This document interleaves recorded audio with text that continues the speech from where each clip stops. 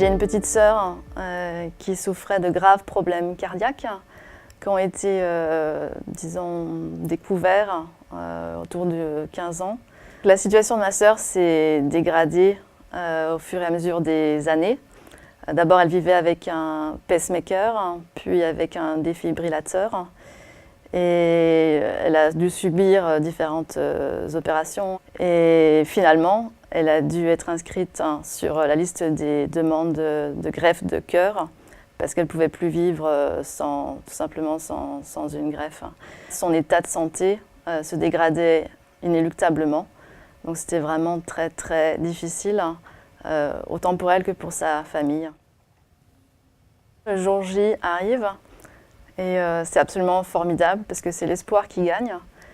Le contexte d'après-greffe était assez particulier parce qu'elle devait se battre donc pour la vie avec ce nouveau cœur. Elle était sous machine et on s'est rendu compte qu'elle avait besoin pour s'accrocher du contact avec tout le monde.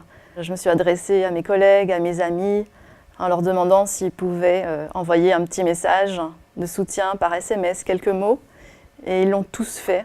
Et ça nous a submergés d'émotions à l'époque parce que c'était juste extraordinaire, c'était vraiment une chaîne humaine. Et je sais que Françoise, ça a beaucoup compté pour elle. Le don d'organes, c'est quelque chose qui sauve plusieurs vies. Et c'est finalement la leçon que j'en ai retirée parce que ça sauve la personne qui reçoit le don, bien sûr, mais quelque part, ça sauve aussi sa famille. Parce que quand on voit quelqu'un qui risque de mourir s'il n'a pas de greffe, on meurt à petit feu avec lui. Cette expérience a profondément bouleversé ma vie, ma façon de vivre ma vie maintenant. C'est quelque chose d'absolument intense et unique. J'ai une reconnaissance immense, évidemment éternelle pour la famille de son donneur. C'est frustrant parce qu'on ne pourra jamais dire merci à ces gens. Mais en même temps, j'espère que quelque part, ils peuvent comprendre le geste qu'ils ont fait.